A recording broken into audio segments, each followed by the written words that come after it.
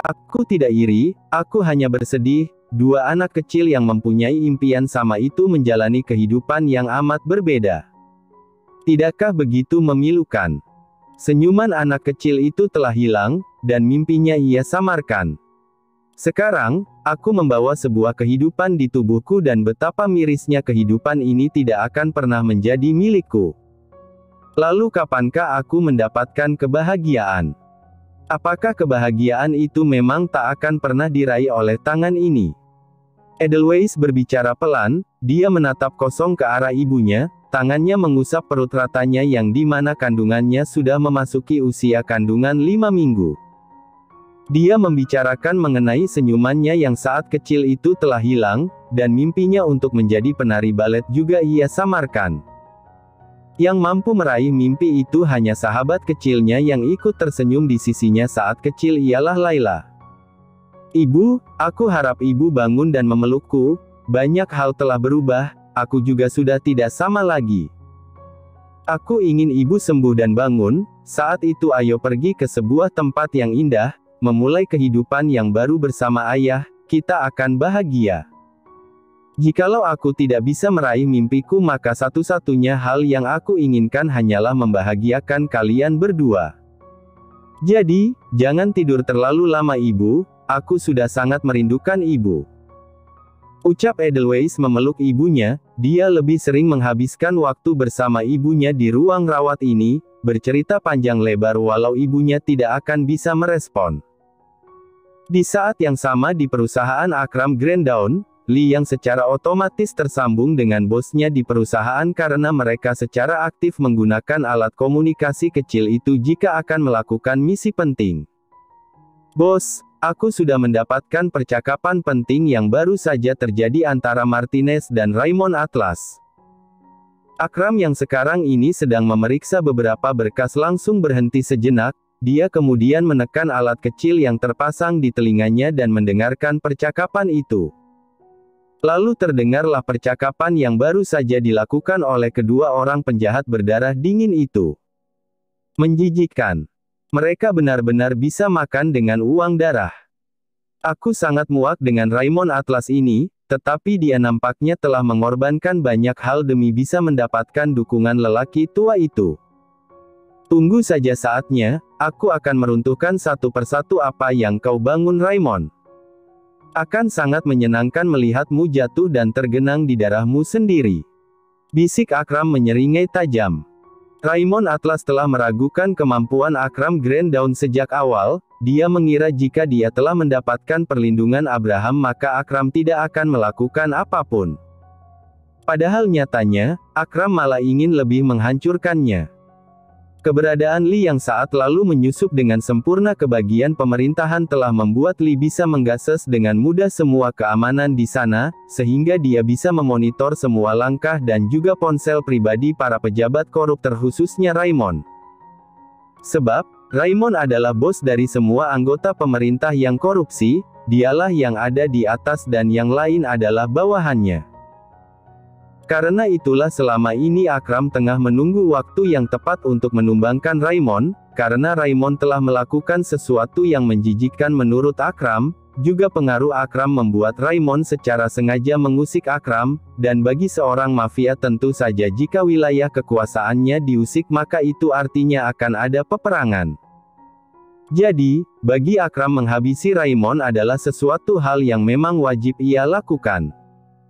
Bagus Lee, tidak sia-sia kau berada di antara mereka selama ini, kau akan mendapatkan bonus tambahan dariku.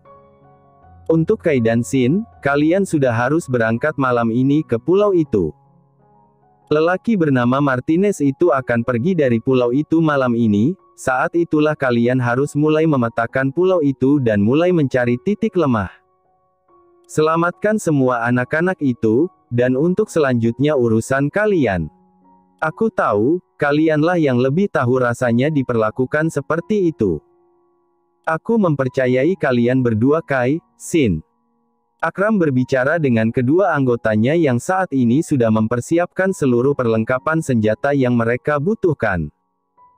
Ada senjata kimiawi baru yang dibuat oleh Amora selama ini, dan senjata itu akan menjadi andalan Kai dan Shin untuk menghabisi semua musuh yang ada di pulau itu dengan cepat.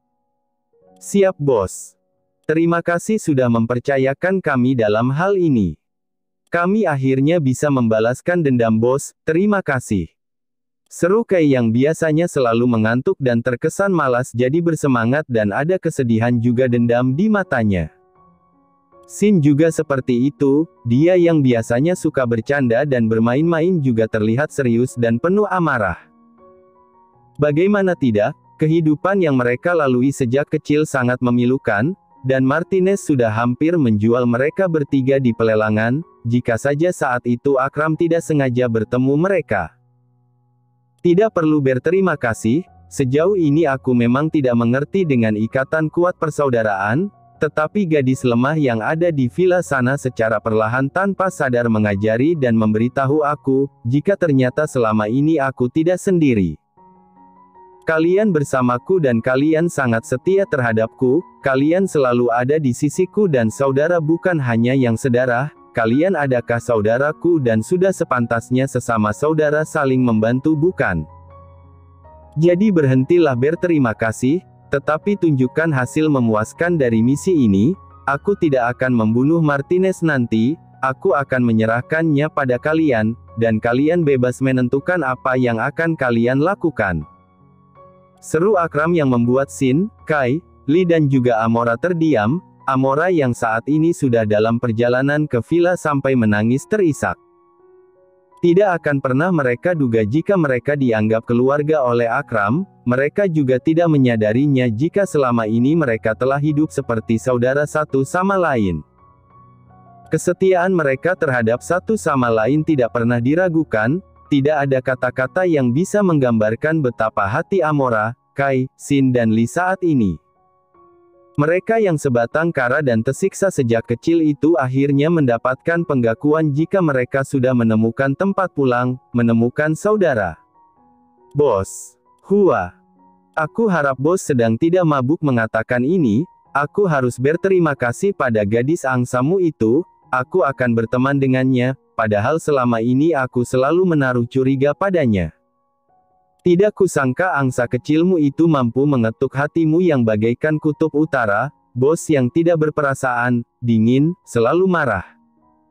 Shin yang terharu itu menangis dan tidak sengaja malah memberitahu bosnya betapa mengerikannya bosnya sebelumnya. Kai yang tadi terharu jadi tidak jadi terharu, dia langsung menepuk bahu Shin dan menatap matanya dengan tajam seolah memberitahu Shin dengan isyarat jika Shin telah salah bicara. Mati aku. Benak Shin yang langsung mengusap air matanya dan khawatir jika kali ini bonusnya lah yang akan dipotong. Bos, aku tiba-tiba ada urusan penting, bye-bye. Shin langsung menyelamatkan dirinya dan mematikan sambungan komunikasinya. Astaga, mulutku benar-benar bisa mengurangi semua kekayaanku. Aku tidak akan terjadi jika bos memotong bonusku. Gerutu Shin membuat Kai geleng-geleng kepala. Akram yang mendengar itu malah terkekeh kecil, dia bahkan sekarang menyadari betapa kekanak-kanakannya Shin, anggota termuda yang dulunya bertemu dengannya saat masih ingusan. Akram baru saja menyadari jika Shin yang dulu suka menangis sudah besar dan banyak sekali bicaranya. Oh ya untuk Amora, kau sudah melakukan misi dengan bagus, senjata yang kau buat akan diuji kemampuannya saat misi, selanjutnya kau harus menemani Edelweiss saat misi terjadi, untuk menghindar terjadi sesuatu yang tidak diinginkan. Perintah Akram pada Amora yang sudah menangis sesenggukan di dalam mobil. Baik bos, aku akan menjaga angsa putihmu itu, huhu. Aku ingin menangis jadi jangan ada yang menggangguku. Seru Amora langsung mematikan sejenak alat komunikasinya juga dan menangis dengan hebat di dalam mobil. Apa-apaan semua orang jadi menangis, hanya aku yang keren dan tidak menangis, haha. Drake yang sejak tadi mendengar tertawa dan membanggakan dirinya, karena terlalu sering berada di sisi Akram selama ini membuat sifat Akram sedikit demi sedikit tertular padanya. Saat itu komunikasi mereka berhenti sejenak, semuanya melakukan tugas sesuai dengan perintah bos mereka. Sedangkan Akram, dia terdiam sejenak dan dia tersenyum saat mendengar anggotanya memanggil Edelweiss sebagai angsa putih. Angsa putih. Apakah karena dia sangat cantik? Nama yang lumayan menarik. Aku juga sangat merindukannya, angsa putihku. Seru Akram mengingat wajah indah Edelweiss, yang selalu memiliki mata bulat yang jernih itu. Tok, tok, tok. Tiba-tiba saja ada yang mengetuk ruangannya. Pak Akram, ini saya Ivory. Seru Ivory yang dengan sengaja datang untuk membawa laporan pekerjaannya, agar bisa bertemu dengan Akram. Kali ini, dia juga sengaja mengikat rambutnya dengan pita berwarna hitam, mengenakan pakaian berwarna putih. Ivory seolah meniru pakaiannya yang selalu ia kenakan saat ia kecil bersama Akram. Apakah pita hitam yang ia kenakan, sangat kontras warnanya dengan rambut pirangnya, dulu Akram pernah memberikan pita berwarna hitam padanya. Masuklah. Seru Akram dengan nada yang biasa saja, dia juga sudah melanjutkan pekerjaannya. Tak, tak, tak. Suara langkah kaki Ivory seolah menggema, hal itu membuat dahi Akram mengernyit dan matanya akhirnya menatap ke arah Ivory. Mata Akram melebar dan dadanya seolah sesak. Pak Akram, apakah Bapak baik-baik saja? Sudah beberapa kali Ivory memanggil Akram, akan tetapi nampaknya Akram memikirkan hal yang rumit di kepalanya. Saat ini Ivory mendekat untuk bisa memastikan keadaan Akram baik-baik saja. Pak Akram. Seru Ivory lagi, kali ini Ivory tidak segan untuk memegang bahu Akram. Ivory sedikit khawatir bagaimana wajah Akram terlihat syok dan tidak mengatakan apapun. Dan saat itulah dia tersadar dan dia mengusap dadanya, dia mengatur pernafasannya dan menyingkirkan tangan Ivory. Apa yang kau lakukan? Berani sekali kau. Geram Akram dengan nada yang dingin dan matanya menatap begitu tajam ke arah Ivory. Ivory langsung menunduk dan mundur memberikan jarak antara dirinya dan Akram. Walau hatinya sangat sakit sekarang, akan tetapi tidak apa. Setelah beberapa saat menenangkan diri, dia kembali melihat penampilan Ivory, entah mengapa dia sangat mirip dengan gadis yang sedang ia cari. Siapa kau sebenarnya? Ketus Akram dengan wajah yang serius, dia menatap tajam seolah dia bisa menghabisi Ivory dengan tatapan itu. Mata Ivory langsung melebar, jantungnya berdegup sangat cepat, tangannya gemeteran, dia ketakutan namun di sisi rasa takut itu ada perasaan bahagia yang dimana nampaknya Akram tidak pernah melupakannya. Tetapi tentu saja walaupun ia bahagia, belum saatnya Akram tahu identitasnya, karena akan sangat berbahaya bagi dirinya jika jujur sekarang. Maksudnya Pak. Saya adalah Ivory, karyawan baru Bapak. Saya kesini hendak memberikan laporan langsung yang Bapak minta dan... Belum selesai Ivory menyelesaikan ucapannya, Akram langsung menarik nafas dengan panjang sembari memejamkan matanya seolah menahan emosi dan tangannya yang gemeteran. Entah kenapa jantungnya berdegup kencang, seperti sebuah ingatan yang ingin dikenali, jantung yang berdegup kencang itu membuat tangannya gemeteran. Cukup. Jangan pernah kau mengenakan pita seperti itu di hadapanku lagi. Untuk sekarang kau keluar dari ruangan ini, laporanmu bisa kau berikan pada Drake agar dia yang menyampaikan padaku.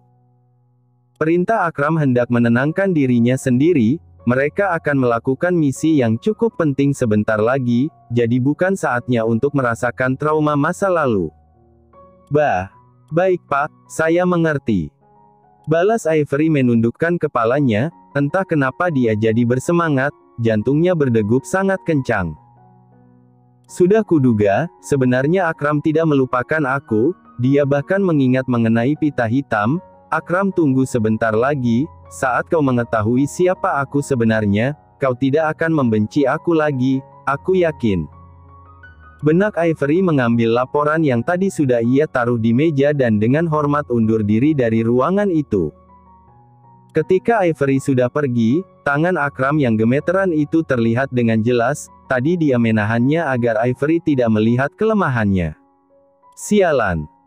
Kenapa tiba-tiba saja pikiranku jadi kacau, seperti film yang rusak. Sebenarnya apa yang membuat ingatanku begitu kacau seperti ini? Kenapa juga dadaku sesak karena mengingat gadis kecil itu? Apa yang sebenarnya terjadi dulu? Seolah-olah aku melupakan bagian-bagian penting dari hidupku di masa lalu. Geram Akram dengan nafas yang sesak. Dia merasa kembali ke masa dahulu ketika dia sesak dikurung di ruangan gelap, dan gadis kecil itu akan selalu datang ke arahnya membuka pintu dan berlari dengan senyuman riang ke sisinya. Hanya itu yang ia ingat, dia tidak mengingat apapun lagi, dan saat ia melihat Ivory mengenal pita hitam, seolah-olah dia akrab sekali dengan pita hitam itu, tetapi sekeras apa ia mengingat, hal itu semakin membuat dadanya sesak dan kepalanya sakit luar biasa. Di tengah keadaan Akram yang kacau, dia langsung menyambungkan komunikasi dengan Drake. "Drake," seru Akram dengan nafas yang berat dan terengah-engah. "Iya bos. Ada apa? Kenapa bos terdengar sesak?"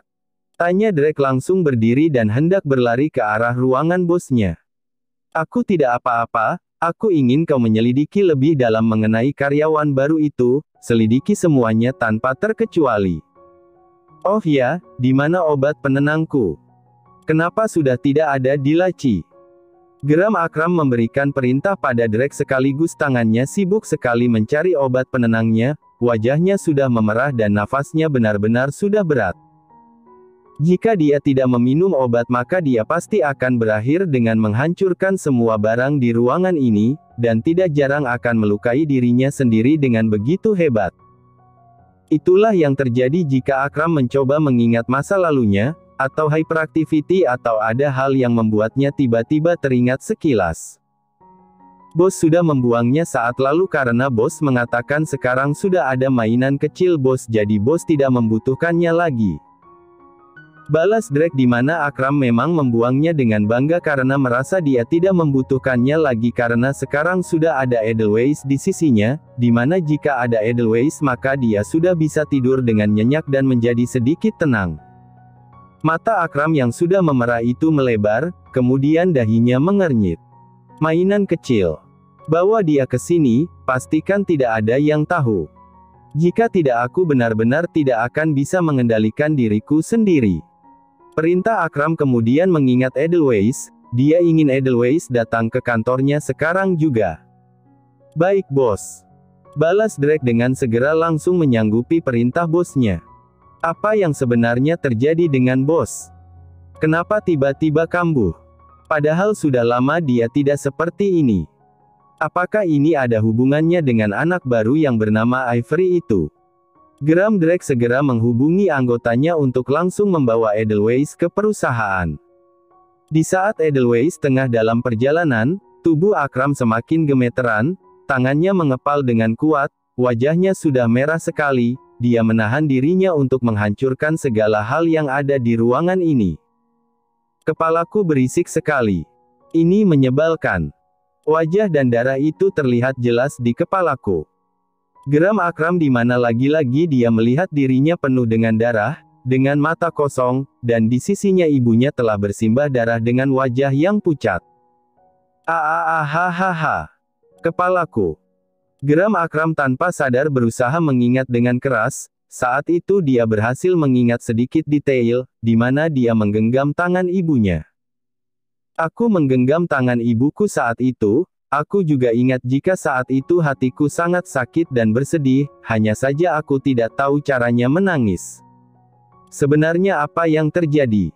Siapa yang membunuh ibuku dan kenapa aku tidak bisa ingat dan bergerak saat itu?" Geram Akram mencengkeram rambutnya dengan kasar, pertanyaan demi pertanyaan mengelilingi pikirannya tetapi dia selalu menemukan jalan buntu. Saat itu, ketika dia berada di ambang batas dan ingin menghancurkan segalanya, seseorang membuka pintu dan dia adalah Edelweiss yang dengan polosnya membawa makanan yang ia masak tadi untuk dirinya sendiri. Dengan wajah polosnya itu, Edelweiss terlihat kesal pada Akram, namun dia tetap membawakannya makan siang. "Kau selalu saja menyebalkan. Kau melarangku keluar, akan tetapi saat kau butuh kau secara paksa memintaku keluar. Kau pasti belum makan kan? Aku tadi memasak karena terlalu bosan, jadi aku bawa sedikit untukmu. Walau kau sangat-sangat menyebalkan. Edelweiss langsung merepet, dia berjalan dengan kesal dan menggerutu ke arah meja Akram. Jantung Akram yang tadi berdegup terlalu kencang dan membuat gemeteran dan sesak mulai tenang. Lagi-lagi Akram seperti melihat waktu berjalan lambat, ketakutan dan rasa frustasi yang begitu gelap dan mengerikan itu seolah sirna dan tidak berbekas. Di sisi lain, Faya semakin merasa tersiksa, dia telah ketahuan selingkuh dan tidak bisa melakukan apapun, dia juga harus berpura-pura hamil seperti Edelweiss karena yang ia ketahui adalah jika anak Edelweiss nantinya akan menjadi anaknya. Ketika gadis itu datang seluruh hidupku hancur. Kita lihat nanti siapa yang menang di akhir. Ketika anak yang kau lahirkan akan menjadi anakku saat itu kau akan yang posisimu Edelweiss. Kau tidak akan pernah bisa menjadi orang penting di hidupku dan Akram, pernikahanku dan Akram terlalu sempurna sehingga rumput kecil sepertimu bukanlah apa-apa. Geram Faya masih dalam pengawasan ketat anggota Akram Granddawn, dia harus menuruti Akram jika tidak dia akan diceraikan dan obsesinya menjadi satu-satunya wanita Akram akan kandas. Edelweiss sudah berdiri sekitar 2 menit di depan meja Akram, ketika dia sudah meletakkan makanan yang ia bawa. Karena terlalu kesal, Edelweiss jadi marah-marah dan tidak sadar dia memanggil Akram tanpa sebutan tuan. Edelweiss mengedipkan matanya berkali-kali dan menelan salivanya dengan kasar. Matilah, dia pasti akan marah besar karena aku dengan sembarangan memanggilnya dengan sebutan kau bukan tuan. Mengingat temperamennya yang begitu mengerikan, aku bisa memastikan setidaknya dia akan membentakku. Tapi, kali ini akan aku hadapi dengan gagah berani, aku juga sedang kesal, di saat dia butuh aku tiba-tiba diminta keluar. Saat aku memohon sampai menangis agar diizinkan keluar dia malah mengancam akan menghabisiku. Gerutu Edelweiss dalam dirinya sendiri sedang menyalakan api amarah dan keberanian yang menggebu-gebu. Dia tidak akan takut jika Akram marah kali ini, karena dia juga sedang sangat kesal. Lihat apa? Apakah Tuan marah karena barusan aku memanggilmu tanpa sebutan Tuan? Ataukah Tuan marah karena aku langsung menggerutu ketika masuk? Katakan saja Tuan. Seru Edelweiss dengan keberanian yang dia paksakan, walau bagaimanapun juga yang ada di hadapannya ini adalah Akram Granddawn. Mau seberani apapun dirinya tetap saja ada rasa takut apalagi saat mata tajamnya itu terus saja menatap ke arahnya. Akram yang mendengar itu kemudian melihat ke arah tangannya, yang tadi gemeteran namun saat ini sudah kembali tenang dan diam. Akram terkekeh kecil lalu dia memejamkan matanya sejenak, dia juga menghela nafasnya panjang sampai terdengar di telinga Edelweiss. Saat mendengar helaan nafas panjang itu, Edelweiss secara spontan langsung mundur 2 langkah ke belakang. Matanya yang bulat itu melebar dan dia sudah siap dengan kemarahan yang akan diperlihatkan oleh Akram.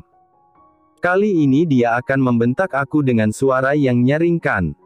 Atau dia akan melempar barang yang di atas mejanya ke arahku. Apa yang akan dia lakukan? Helaan nafasnya terasa sangat berat dan penuh amarah yang mematikan. Seru Edelweiss lagi jadi lebih sering bercakap-cakap dengan dirinya sendiri sejak dia bersama Akram dan dikurung tak diizinkan kemanapun. Edelweiss memerhatikan setiap detail gerakan Akram, dia waspada dan menunggu kemarahan jenis apa yang akan ditunjukkan oleh Akram kali ini padanya. Kemarilah Edelweiss, mendekat dan datanglah ke sisiku. Suara yang dalam, nafas yang lega, suara itu terdengar begitu lembut sekali. Tuh kan, dia membentak Edelweiss yang sudah sangat yakin jika dia akan dibentak langsung tersentak saat dia mendengar nada yang lembut dari lelaki itu. Tunggu dulu, ini aneh sekali. Kenapa Tuan tidak marah? Apakah ini adalah salah satu trik, Tuan memintaku mendekat, lalu seperti yang sering aku tonton di televisi mungkin Tuan akan mematahkan leherku. Astaga! Seru Edelweiss yang benar-benar menjadi semakin aktif berbicara dan sedikit aneh ketika dia hanya berada di rumah dan menonton saja tanpa kemanapun. Edelweiss.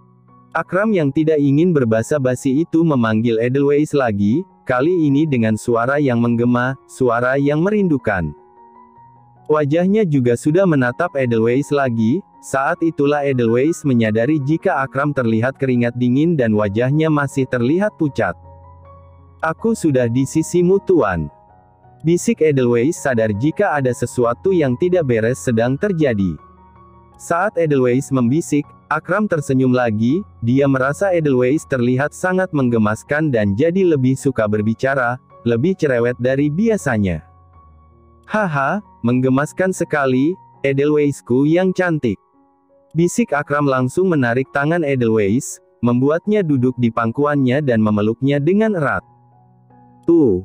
Tuan, jangan seperti ini kan di kantormu, bagaimana jika ada karyawanmu tiba-tiba masuk?" bisik Edelweiss ke arah Akram yang memeluknya dan bersandar di pundaknya memejamkan mata. "Ho, sayang, kau lupa ya apa yang sudah kita lakukan di ruangan ini, kita bahkan sudah..." Akram yang terkekeh dan terhibur dengan tingkah Edelweiss mencoba menggodanya. Edelweiss yang tahu apa yang akan dikatakan oleh Akram langsung memutar tubuhnya dan menutup mulut Akram dengan tangan mungilnya. Edelweiss terlalu malu jika Akram membicarakan hal itu, dia tidak siap mendengarnya dan mengingat segala hal yang mereka lakukan di kantor ini.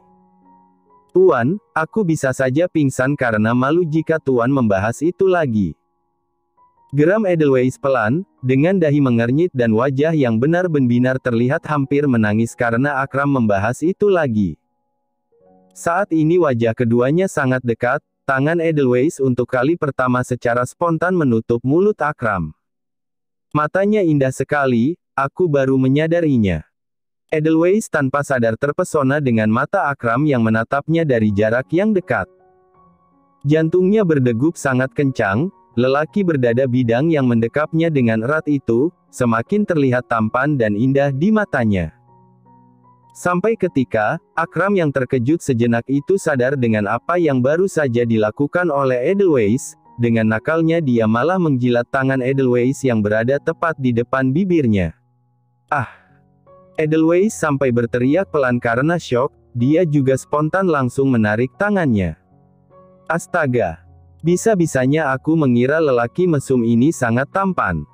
Aku pasti sudah gila karena tidak pernah keluar rumah," geram Edelweiss dalam dirinya, semua bayangan pecah seperti kaca yang jatuh. "Sayang, kau pasti sedang terpesona akan ketampananku kan? Kau menatapku begitu lama, jika aku tekan menjilat tanganmu maka kau akan terus menatapku seperti tadi. Hahaha, kau sangat menggemaskan sayang," bisik Akram dekat sekali di telinga Edelweiss. Hal itu membuat bulu kuduk Edelweiss naik semuanya dan dia harus menahan nafasnya karena sekarang jantungnya benar-benar berdegup sangat kencang lagi. Edelweiss hanya diam saja, dia tidak bisa membantah apa yang dikatakan oleh Akram, yang bisa dia lakukan hanyalah diam membisu dan mendengar semua ucapan Akram yang terlalu percaya diri dan terkadang membuat Edelweiss geleng-geleng kepala. Edelweiss juga secara perlahan membalikkan tubuhnya seolah tidak terjadi apa-apa. Akram kembali memeluknya dari belakang sekarang ini. "Hahaha, kau membuatku tertawa sejak tadi, benar-benar terlalu imut, kau memang wanitaku satu-satunya," seru Akram lagi terkekeh dengan tingkah Edelweiss. Akram kembali bersandar di pundak Edelweiss yang mencoba melupakan apa yang baru saja ia lakukan. "Ah, begini sangat nyaman. Aku tidak memikirkan apapun, aku tidak mengingat apapun, rasanya sangat tenang dan nyaman. Sebelum kau datang, aku pikir aku akan meledak karena pikiranku, tetapi kau tiba-tiba saja datang dengan wajahmu yang sangat cantik, lalu tiba-tiba hatiku langsung tenang, tiba-tiba waktu berjalan sangat lambat. Tiba-tiba aku tersenyum dan langsung ingin memelukmu seperti ini. Benar-benar, hanya kau seorang yang mampu membuatku seperti ini Edelweissku." Akram berbicara dengan lembut, dia ingin beristirahat sebentar saja, dari pikirannya yang mengerikan, dari kegelapan dirinya yang sangat gelap dan kelam. Dia ingin melarikan diri sebentar saja.